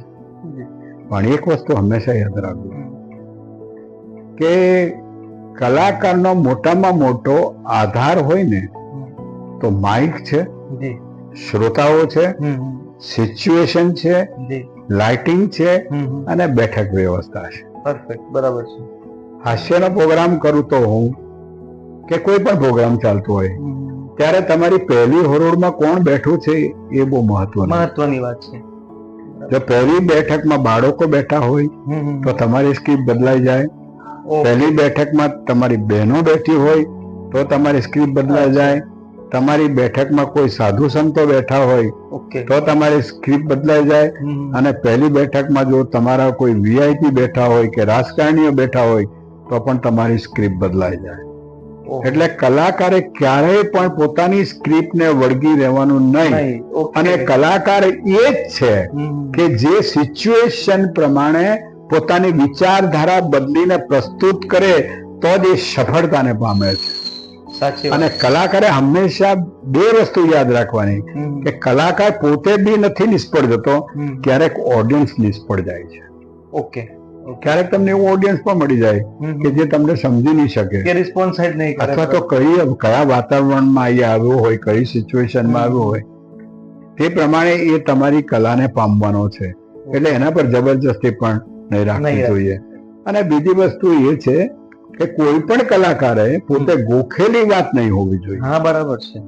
તમે જે ગોખેલું બોલી જાઓ છો ને એ કલા નથી, એ કોપી છે, મિમિક્રી છે. હા, રાઈટ રાઈટ. પણ એનો સંદર્ભ પકડીને તમે જે વાત કરવાનો છો એ ગળાને બદલે નાભીમાંથી કાઢો, બરાબર, તો એ લોકભોગ્ય વધારે બને, તો એ લોકો સુધી પહોંચશે. હા, લોકભોગ્ય વધારે બને. તો મિત્રો, અહીંયા જોવાની વાત એ છે કે કોઈ પણ કલાકાર હોય, સર તો એક હાસ્ય કલાકાર છે, જેમ એમણે કીધું કે ઓડિયન્સ જે પ્રમાણેનું હોય તે પ્રમાણે સ્ક્રિપ્ટ ચેન્જ થાય. એટલે તમે વિચાર કરો કે ક્રિએટિવિટી કેટલી હોવી જોઈએ, અને ક્રિએટિવિટી માટે તમારી તૈયારી એટલે કે વાંચન એટલું જ જરૂરી છે. તો જ તમને એ વસ્તુ આવી શકશે ઓન ધ સ્પોટ. અધરવાઇઝ એ તમે સરે કીધું તેમ કે ગોખણ પટ્ટીથી બધું થાય પણ એ એક જ જગ્યા પર થાય, બધી જગ્યા પર નહીં થઈ શકશે. સર, તમે લેખન અને પત્રકારિતાની વાત કરી આપણે, તો આપ અખબારમાં પણ લખો છો. મંચ પર હાસ્ય રજૂ કરવાનો અને લખાણ દ્વારા હાસ્ય રજૂ કરવાનો અનુભવ કેટલો જુદો પડે છે? અત્યારે કાંદા બટાકાના શાક જેવું છે. તમે જો એકદમ એનો કોબીજનો જ અવતાર પકડીને ચાલો તો ના ચાલે. તમે એકદમ દૂધીનો અવતાર પકડીને તો ના ચાલે. હંમેશા તમારે ચલણમાં રહેવું હોય તો કાંદા બટાકાનો અવતાર ધારણ કરવાનો. એ કોઈ પણ શાક સાથે ચાલે, મિક્સ થઈ જાય, કોઈ પણ શાક સાથે ચાલે. બટાકો તમે જો કોઈ ક્ષેત્ર બાકી નહીં મળે એમનું, દરેક શાકમાં ચાલે. તેમ આ હાસ્ય એ જે છે ને એ એવું એક પરમ તત્વ છે. હું એ પરમ શબ્દ વાપરું છું. એવું પરમ તત્વ છે કે કોઈ પણ ક્ષેત્રમાં ચાલે. આટલા 50-60 વર્ષના અનુભવ પછી આજે મેં 4 પુસ્તકો લખ્યા છે. એક આનંદવાર લખ્યું છે, હાસ્યવાલનો દરિયો લખ્યું છે, આપણે તો લીલા લહેર છે એ લખ્યું છે, મંગલ મસ્તી લખ્યું છે, અને અત્યારે બીજું એક પુસ્તક મારું બહાર પડવાની તૈયારીમાં છે. ક્યાં વાત છે? તો એ જે તમે જેવી ખેતરને તૈયાર કરવું હોય છે ને એ રીતે એમાંથી પાક ઉભો થાય છે. બરાબર. એટલે તમારી જમીન ફળદ્રુપ હશે તો એમાં કંઈ પણ ઉગી નીકળશે. આજે હું તમને કહું, હું ગુજરાત મિત્રમાં દર મંગળવારે લગભગ 5 થી 6 વર્ષથી હું દર મંગળવારે આવતી મંગલ મસ્તી કોલમમાં હાસ્યની કોલમ લખું છું. જી, બરાબર છે. દમણગંગા ટાઈમ્સમાં હું દર મંગળવારે આજથી 10 વર્ષથી હું એમાં લખું છું. હિતેચ્છુ સામાયિક છે, માનવ સેવા સામાયિક છે, એમાં હું પોતે લખું છું. અને એ સિવાય અત્યારે જ મારું આ લગભગ નહીં તો 5મો મહિનો થઈ ગયો છે, કેનેડાના ગુજરાત ન્યૂઝ લાઈનમાં મારી કોલમ સારું થઈ ગઈ છે. એ લોકો સામેથી શોધી જ કાઢે તમને. હા, એ તમને કીધું તેમ જંગલમાં પણ લોકો શોધવા આવે તો વિચાર કરું કે કેનેડાથી વલસાડ સુધી અહીંયા લોકો ગુજરાતી ન્યૂઝ માટે લખાવા સર પાસે આવે છે. તો ગુજરાત મિત્ર છે, પછી દમણગંગા ટાઈમ્સ છે, પછી એવા તો ઘણા એવા પ્રકાશકો છે અને ઘણા એવી બધી જે કોલમ છે જે એ લખી રહ્યા છે. તો કેવું આમ તમારું બંનેનો ડિફરન્સ કેવું કે ભાઈ એક મંચ પર રજૂ કરવાનું અને લખવાનું એટલે બંને માટે અલગ અલગ તૈયારી કરવી પડે સર? કારણ કે મંચ પર રજૂ કરો એ તમારા મનમાં જે કંઈક વિચાર હોય અને એ તમે કરો, અને આ પણ કોઈક મનના ખૂણામાં એક વિચાર હોય એ આખો એલિબ્રેટ કરવાનો, એટલે બંને અનુભવ અલગ પડે છે. ગુજરાતી પ્રાથમિક શાળાના શિક્ષક જેવું જીવન રાખવાનું. ઇતિહાસ આવે તો ઇતિહાસ ભણાવી જાય, ગણિત આવે તો ગણિત ભણાવી જાય, વિજ્ઞાન આવે તો વિજ્ઞાન ભણાવી જાય. બરાબર છે. પણ હું જે આ લખું છું, હું જે પ્રોગ્રામ કરું છું, એ મારી નિવૃત્તિમાં પ્રવૃત્તિ મેળવીને હું મારું શેષ જીવનને આનંદપૂર્વક વિતાવવાનો પ્રયાસ કરું છું. ઓકે. તમારે જીવન, તમારી પાસે કરોડ રૂપિયા હશે ને, કરોડ રૂપિયા હશે તો પણ જો તમે પ્રવૃત્તિશીલ ના હશો ને તો મૃત્યુ તમારી નજીક આવવાનું છે. પરફેક્ટ. પ્રવૃત્તિ મારો, ક્યારેય પણ નવરા ના પડો. નવરા પડો એટલે નવરા ખરાબ વિચારો તમને આવશે. તો નવરા માણસ નિવૃત્ત થઈ જાય પછી જો એને પ્રવૃત્તિશીલ રહે ને તો સમય ક્યાં પસાર થઈ જાય એની ખબર પડતી નથી. આજની તારીખમાં તાલુકા વિકાસ અધિકારી તરીકે હું 19 વર્ષ રિટાયર થયા છે, પણ મને 19 મિનિટનો ટાઈમ નથી મળ્યો કે હું નવરો પડીને બેઠો હું હાવ ક્યારે પણ. સાવ સાચી વાત છે. કારણ કે સર આટલી બધી કોલમ લખે છે એટલે એમાં તો વ્યસ્ત રહે છે, પણ એની સાથે એમના સ્ટેજ શોઝ અને બીજા બધા ઘણા એવા પ્રોગ્રામો એ કરે છે આજની ઉંમરે. અને આજની તારીખે પણ અમે જ્યારે એમને જોઈએ છે તો આખું માહોલ જે સિચ્યુએશન એ બનાવે છે તો એ જોવા જેવી છે. કોઈક વાર તમને ચાન્સ મળે તો એ ચાન્સ જરૂર લેજો. એ છતાં એમનું યુટ્યુબ ચેનલ છે. એક વાત તમને હું કહી દઉં બીજી મિત્રો, કે હું હાસ્ય કલાકાર છું જી, અને હાસ્ય મારો મૂળ વિષય છે. પણ આજે જ્યારે કોકના બેસણાના, શ્રદ્ધાંજલિના કાર્યક્રમો આવે છે, શોક સભાના કાર્યક્રમો આવે છે, તમને જાણીને નવાઈ લાગશે કે એક હાસ્ય કલાકાર લોક સાહિત્યની પણ કેવી વાતો કરે છે, આધ્યાત્મિક વાતો પણ કેવી કરે છે. કારણ કે તમારો બેઝ ઘડાઈ ગયો હોય ને પછી તમારે મહેનત જ કરવાની હોય, સંશોધન કરવાનું હોય, અને એ સંશોધન કરીને લોકો સમક્ષ જાઓ. આજે શ્રદ્ધાંજલિના કાર્યક્રમમાં પણ માસ્ટરી છે કે રમેશ ચાપાનેરી જો આવે તો કોઈ પણ કલાકાર ચાલે. એ રીતે એક માંગ આપણે પોતે ઊભી કરવી પડે. અને એ લોક સાહિત્ય અને હાસ્ય એ વચ્ચે બહુ ઓછું અંતર છે. જ્યારે તમે હાસ્યની અંદર લોક સાહિત્યનું મોરવણ નાખો છો ને તે વખતે હાસ્ય વધારે ટેસ્ટી, સ્વાદિષ્ટ બને છે. ક્યાં વાત. પણ લોક સાહિત્યને પચાવવું પડે. તમે ઝવેરચંદ મેઘાણી સાહેબને વાંચવા પડે, કાક સાહેબને વાંચવા પડે, દાસ સાહેબને વાંચવા પડે છે. કવિદાસ બાપુ લખ્યું છે કે ડુંગર થી ડરતી ઘાટ ઉતરતી, ચડતી પડતી આખડતી, આવે ઉછળતી જરા ન ડરતી, હરતી ફરતી મધ ધરતી, કિલકારા કરતી ડગલા ભરતી, જય ગરજતી જોરાડી, હિરણ હલકાડી જો બનવાડી, નદી નિરાડી નખરાડી, એ નદી નિરાડી નખરાડી, એ નદી નિરાડી નખરાડી. આ લોક સાહિત્યને પણ આપણે પચાવવું. વાહ વાહ, શું વાત છે. આ બધું મેં તમને કીધું તેમ આટલા વર્ષની એમની આ તપસ્યા છે. અને તપસ્યા ક્યારે થાય? જ્યારે અંદરથી તમને એવું થાય કે હા આ લોકોને વાંચવા જોઈએ. આ બધા લોક સાહિત્યના આપણા ઘરેણા છે. એક રીતે કહે તો એક એસેટ છે કે એમને જો તમે સ્ટડી કરશો તો તમને આખું ગુજરાતી જે સંસ્કૃતિ છે, જે લોકવારસો છે એના વિશે તમને ઘણી એવી જાણકારી મળશે. આજે તમને કહું ને કે જે હાસ્યના કાર્યક્રમો આવે છે, ઘણા બધા ટીવી ચેનલ પર આવે છે, હું કોઈનું નામ નથી લેતો, પણ એમાં ઘણું બધું બીભત્સ બહુ આવે છે. સાચી વાત છે. તમારે પરિવાર સાથે તમે હાસ્ય માણી શકો ને એવી વાતો જો તમારે કરવી હોય તો લોક સાહિત્યનું મોરવણ એમાં તમારે દાખલ કરવું જ પડે. કારણ કે લોક સાહિત્યમાં એટલી તાકાત છે કે ગામડું બોલે ને શહેર સાંભળે એ લોક સાહિત્ય છે. તમે તૈયારનો કુંડો છોડવાળો લઈ આવો અને એને તમે પાણી પાવ ને બધું કરો ને 2 ફૂલ ઉગે, એ લોક સાહિત્ય નથી, એ સાહિત્ય છે. પણ વન વગડાના જંગલની અંદર કોઈ છોડ આપોઆપ ઉગે, આપોઆપ ઉગે. તમે જોયું હશે કે આજે જે જડીબુટ્ટીઓ જે માર્કેટમાં આવી છે એ જંગલમાંથી આવે છે, શહેરના ધાબા ઉપર બનાવેલી નથી. સાચી વાત છે. તો જંગલમાં આપોઆપ કોઈ છોડ ઉગે અને ભગવાન એની રક્ષા કરે, ભગવાન એને સિંચન કરે, ભગવાન એને ખાતર આપે, એના પર ફૂલ ઉગે, એ લોક સાહિત્ય છે. વાહ વાહ, કેટલી સરસ સમજણ એમણે આપી કે આ કરીએ તો આ થાય. આ ખરેખર મેઘાણી સાહેબે કીધું છે, હું નથી કહેતો, પણ લોક સાહિત્યમાં તાકાત છે.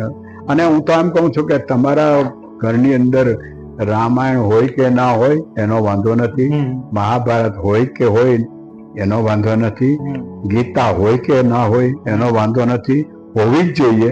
પણ એ ના હોય તો પણ ઝવેરચંદ મેઘાણી સાહેબ છે, કાગ બાપુ છે, દાદ બાપુ છે, આના લોક સાહિત્યના પુસ્તકો તમારી પાસે હોવા જોઈએ. તમારા બાળકની નજર સામે એક વખત રોજ જોશે ને તો એકાદ દિવસે ચોપડું ખોલીને પાનું ઉગાડશે ને તો પણ એક શબ્દ એને મળશે તો પણ બહુ જીવન ધન્ય બની જશે. બરાબર છે, બરાબર. હવે વાત જો આપણે સર કરીએ વિશ્વ પ્રવાસની, તો લંડન, અમેરિકા જેવા દેશોમાં પણ તમે પ્રોગ્રામ કરી આવ્યા છો, તમારું જે ટેલેન્ટ છે એ બતાવી આવ્યા છે. તો ગુજરાતી હાસ્યને વિદેશી પ્રેક્ષકો કેવી રીતે સ્વીકારે છે? ત્યાં બહુ મોટી ભૂખ છે હાસ્યની.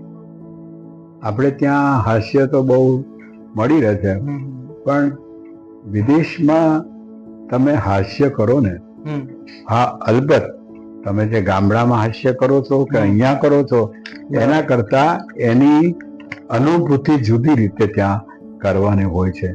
અને ત્યાંના લોકોને હાસ્ય ખૂબ ગમે છે અને ખરેખર એ લોકો ચિરંજીવ તરીકે પણ કાયમ હાસ્યને પોતાના હૃદયમાં રાખે છે. મેં પોતે અહીંયાથી ઓનલાઈન અમેરિકા પ્રોગ્રામ કર્યો છે, લંડન કર્યો છે, અને લંડન 3 વાર હું જઈ આવ્યો છું, અમેરિકા જઈ આવ્યો છું. આ બધી જગ્યાએ પ્રોગ્રામો મેં કર્યા છે, પણ મને ત્યાંની પ્રજા પણ ગમે છે. ઓકે.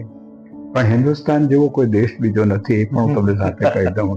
અને હિન્દુસ્તાનમાં પણ સારામાં સારું કોઈ રાજ્ય હોય તો એ ગુજરાત રાજ્ય. ગુજરાત રાજ્ય. हमारा दास बहादुर वायवाला कह जाते हैं कौन कहता है गुजरात में पानी नहीं है और कौन कहता है गुजरात में ज्ञानी नहीं है, वही द्वारिका के श्री कृष्ण गीता सुनाने वाले, वही सरदार वल्लभ भाई पटेल देश को जगाने वाले, और वही महात्मा गांधी देश में आजादी लाने वाले, ये सभी बात किसी से अनजानी नहीं है, और कौन कहता है गुजरात में पानी नहीं है. साहब આપણા ગુજરાતમાં બહુ ખમીર છે.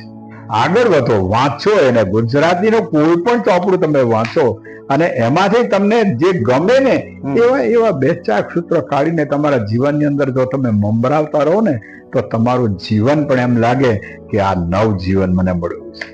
સરસ સરસ.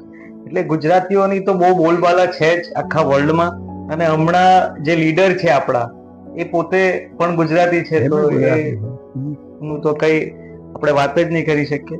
સો એક યાદગાર ક્ષણ વિશે જો હું તમને પૂછું તો આપના હાસ્ય જીવનમાં એવી કઈ ઘટના છે કે જે યાદ કરતા આજે પણ હસવું આવે છે અને પ્રેરણા મળે છે આપણને?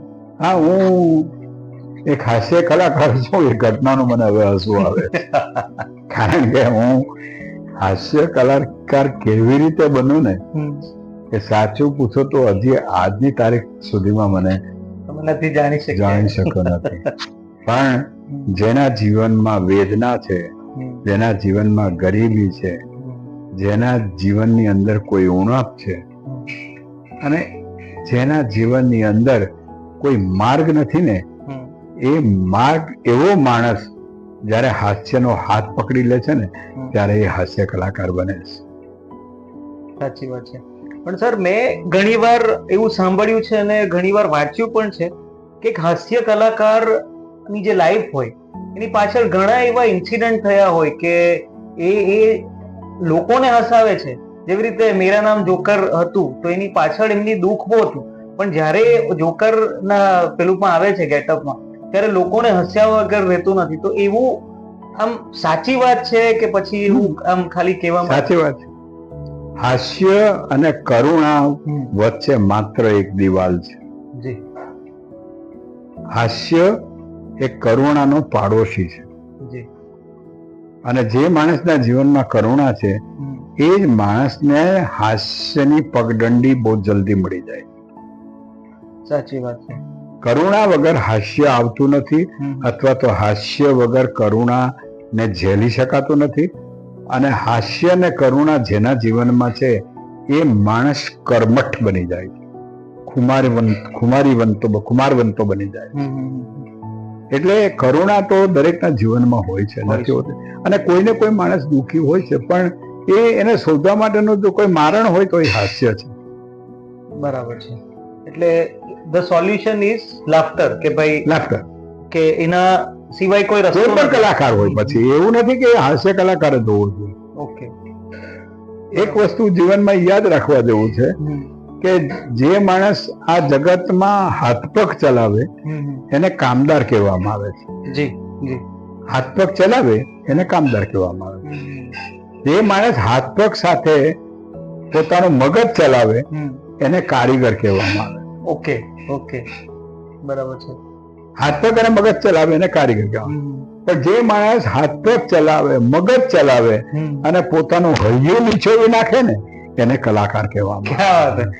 બરાબર છે. એ પછી કોઈ પણ કલાકાર હોય, સંગીતકાર હોય, ગાયક હોય, હાસ્ય કલાકાર હોય, નૃત્યકાર હોય, ચિત્રકાર હોય, કોઈ પણ હોય, એ આકાર એને એમને નથી મળતો. બરાબર છે. એટલે અહીંયા આપણે એક વસ્તુ એડ કરી શકીએ કે તમારું મન જો હોય તો જ માંડવે જવાય. એટલે મન વગર એ વસ્તુ પોસિબલ નથી. તો મનનું એમાં ખૂબ મહત્વ છે. આપના જીવનમાં હાસ્ય ક્ષેત્રે સૌથી મોટી પ્રેરણા તમે કોને કહી શકો? કોનાથી તમને વધારે? મહેશ શાસ્ત્રી. મહેશભાઈ શાસ્ત્રી. ઓકે. જ્યોતિન્દ્રભાઈ દવે, મહેન્દ્ર પી ઠક્કર છોટમ, ડોક્ટર ઇન્દ્રદેવ આચાર્ય, સ્વર્ગસ્થ બકુલ ત્રિપાઠી. અને મને તખ્તા ઉપર જો કોઈ વધારે ગમતો હોય તો મહેશ શાસ્ત્રી. અને ત્યાર પછી દિનકર મહેતા, અત્યારે જે અમેરિકામાં બહુ વલ્ગર જોક કરે છે, દિનકરભાઈ. ઓકે. એની સાથે મેં પ્રોગ્રામ કર્યા છે. અચ્છા, એમની સાથે પણ કર્યા છે? એમની સાથે કર્યા છે. મહેશ શાસ્ત્રી સાથે કર્યા છે. અને કાંતિ પટેલ, કે કિશોર કુમાર નાઈક જયારે ચાલતી હતી વિદેશમાં ત્યારે એ પોતે મિમિક્રી કરતા હતા, એની સાથે પણ મેં પ્રોગ્રામ કર્યા છે. લગભગ ગુજરાતના જે મોટા ગજાના કલાકારો છે ઓલમોસ્ટ બધા કલાકારો છે, પ્રોગ્રામો કર્યા છે. પણ મહેશ શાસ્ત્રી મને એટલા માટે ગમે છે કે એ પોતે એનો એક બેતાજ બાદશાહ કહેવાતો હતો કોમેડીમાં અને પ્રેઝન્ટેશનમાં. ઓકે. એની જે પંચ લાઈન હતી ને એ આજની તારીખમાં પણ કોઈ કલાકાર પાસે નથી. ઓહો. એવો એ દાદો માનો. ત્યાર પછી કિરીટ વ્યાસ એક કલાકાર હતો. અચ્છા. એ પણ એક બહુ સારો હતો. તેનું ચાર્લી એક ભાવનગરનો હતા, એ પણ બહુ સારા કલાકાર હતા. અત્યારે ઘણા બધા સારા કલાકારો છે. મારા ગુણવંતભાઈ ચુડાસમા છે, ત્યાર પછી ચંદ્રેશ ગઢવી છે, સાઈરામભાઈ દવે, સાઈરામભાઈ તો બહુ, માયાભાઈ આહિર છે, માયાભાઈનો પણ આ બધા છે. પણ તમે બધાને તમે જોજો કે બધામાં લોક સાહિત્ય ભેળવાયેલું છે. કે લોક સાહિત્ય એ હાસ્યનું એક એવું કવરેજ છે કે જેનાથી હાસ્ય ક્યારેક છટકીને બહાર જતું. કે બધા જ કલાકારોને હું ખરેખર વંદન કરું છું કે ખૂબ સારું કામ કરે છે લોકો. નહીં, પણ કશે ને કશે એમની જે કૃતિ હોય છે, જે તમે સાઈરામભાઈનું નામ આપ્યું, તો એમની જે બોલવાની રીત છે, જે વાર્તા કહે છે, કે કંઈ પણ એમના પ્રોગ્રામમાં કંઈ પણ એક સંદેશો આપવાની વાત હોય છે, કે પછી તે શું કહેવાય, કોઈક ભગવાનની હોય કે કોઈક એવો કોઈ કિસ્સો કે જેનાથી આપણને કંઈ ને કંઈ શીખવા મળે. માયાભાઈના પણ કિસ્સાઓ એવા હોય કે અમુક એવું લાગે કે આ એકદમ રિયલ કિસ્સાઓ એમની આંખે એમણે જોયા હોય એવું પ્રતીત થાય છે. માયાભાઈ આહિર શું કરે છે કે ઝવેરચંદ મેઘાણી સાહેબની જેમ એમણે ગામડે ગામડેથી પોતાનું કંઈક લીધું છે અને લોકો સમક્ષ વહેતું કર્યું છે. સરસ સરસ. નવા કલાકારો માટે સંદેશ જો તમારે આપવો હોય તો આજના યુવા કલાકારો જેઓ હાસ્ય જગતમાં પ્રવેશવા માંગે છે તેમને આપ શું સંદેશ કે શું મેસેજ આપશો? હાસ્યના કાર્યક્રમ સાંભળો અને સારા હાસ્યના કાર્યક્રમ, મેં જેટલા નામ બોલ્યો છું એ કલાકારોને તમે સાંભળો અને સતત તમે સાંભળો કેવી રીતે રજૂ કરે છે, પ્રેઝન્ટેશન કેવી રીતે કરે છે, તો જરૂર તમારામાં પણ એક દિવસ હાસ્યનો છોડ ઉગશે અને તમને પોતાને જ અંદરથી અનુભૂતિ થશે. સ્વામી વિવેકાનંદ કહે છે તેમ, ઉઠ જાગ ધ્યેય પ્રાપ્તિ સુધી મંડી રહો. તો એક દિવસ તમને છેડો એનો મળી જશે. સરસ. હવે જ્યારે આપણે અંતમાં આવ્યા છે તો સર આપણું એક ટેલેન્ટ જે છે, તો અમારા જે દર્શક મિત્રો છે એમને આપણું આ ટેલેન્ટ જે છે ફ્લૂટ વાળું, એ પ્લીઝ તમે જો બતાવી શકતા હોય તો. આમ તો તમે લોકોએ બધા જોયો જ છે ટીવી પર.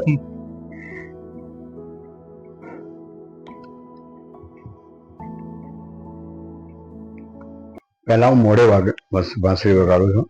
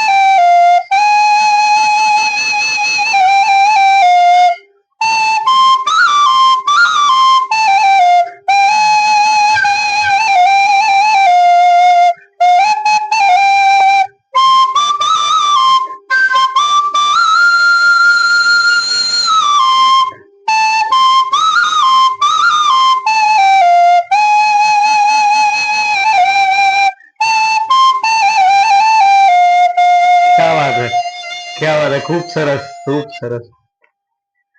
હવે આપણે અંત તરફ જઈએ છીએ એટલે હવે દેશભક્તિ જ લઈ લઈશું. જી જી.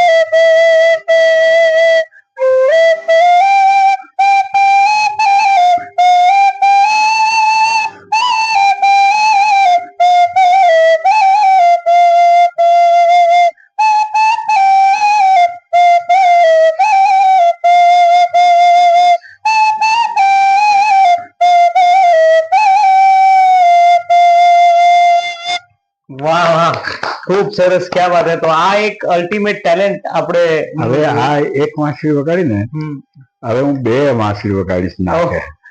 વાવ, અત્યાર સુધી આ બતાવી નથી કોઈને. જી જી, અમે આજે પણ એક જ નિલેશભાઈ જોઈ મારા છે. ઘરે આવ્યા છો અને મને આનંદ થયો કે એમની ચેનલ માટે મને પસંદ કર્યો, એટલા માટે હું આ ભેટ આપું છું. તો આ એક નવું આજે મને પણ જોવા મળી રહ્યું છે. Very nice.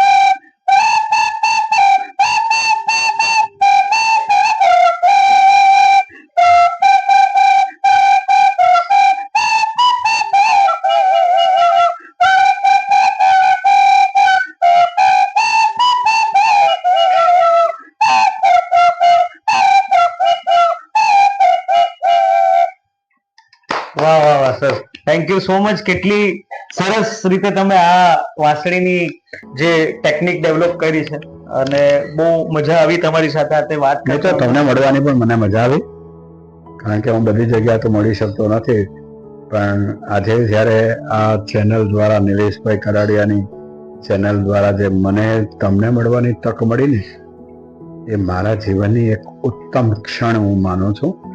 અને ખૂબ આનંદ થયો તમને મળીને. જીવનમાં સદાય હસતા રહો. ઝવેરચંદ મેઘાણી સાહેબે 1938માં 4 પંક્તિ લખી હતી. એ 4 પંક્તિ હું મારા દરેક દર્શક મિત્રોને વહેતી કરું છું. અમે લખ્યું છે કે તારી સુખની મહેફિલમાં તું સૌને નો તરજે. નરેશભાઈ કરાડિયાની આ ચેનલ દ્વારા હું તમને કહું છું. Thank you so much. કે તારી સુખની મહેફિલમાં તું સૌને નો તરજે, ને પીછે આંસુની ધાર એકલો, આ હોશિલા જગને હસવા તેડા તું કરજે, પણ જમજે ઉર્ની વરાડ એકલો. કે દ્વારે દ્વારે દીપક માળ ચેતવજે, ને ગોપવજે દિલ અંધારા એકલો, પણ બીજાને આગળ અમૃત ઝરણા રેલવજે, ને જમજે તું તારા ઘેર એકલો, જમજે તું તારા ઘેર એકલો.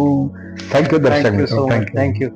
તો મિત્રો, આજનો અમારો પ્રોગ્રામ પોડકાસ્ટ જે હતો એ અમે વલસાડથી પ્રસ્તુત કર્યો. આપ જરૂરથી આ વિડીયો જોજો. અમારું જે ચેનલ છે સરપ્રાઈઝ માઇક, એને સબસ્ક્રાઇબ કરજો, વિડીયોને લાઈક કરજો, અને જેમ બને એટલું તમે આ વિડીયોને શેર કરજો. બીકોઝ આટલો સમય એમનો મળવો ખૂબ જ ડિફિકલ્ટ છે. હું લાસ્ટ 2 મહિનાથી એમને ટ્રાય કરું છું મળવાની, પણ સતત કંઈ ને કંઈ કામમાં એ પણ વ્યસ્ત હોય છે, હું પણ વ્યસ્ત હોઉં છું, તો એ કદાચ મળવાનું નહીં થતું હોય.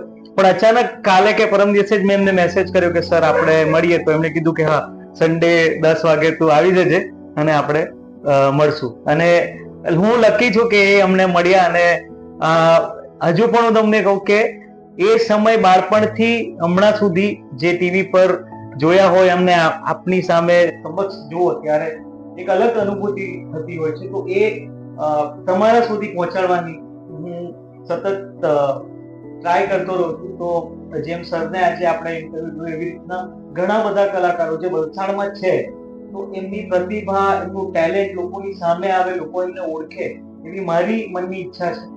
તો એવું એટલા માટે આ ચેનલ બનાવવાનો મારો પ્રયાસ મેં કર્યો છે. સો દરેક જણને મારી નમ્ર વિનંતી છે કે આ વિડીયો જેટલો બને એટલો શેર કરજો, જેથી દેશમાં નહીં પણ આઉટ ઓફ ઇન્ડિયા, વિદેશમાં પણ આ જોવાય અને લોકો સુધી આપણી વલસાડની જે જનતા છે એનું ટેલેન્ટ પહોંચે. બસ એટલા સાથે જ થેન્ક યુ સો મચ. આપણે મળીએ આવતા એપિસોડમાં. Thank you sir. Thanks a lot. Thank you Nileshbhai, બહુ સરસ. આપનો ખૂબ ખૂબ આભાર. તમે સમય કાઢો મારા માટે. થેન્ક યુ મિત્રો. હસતા રહેજો.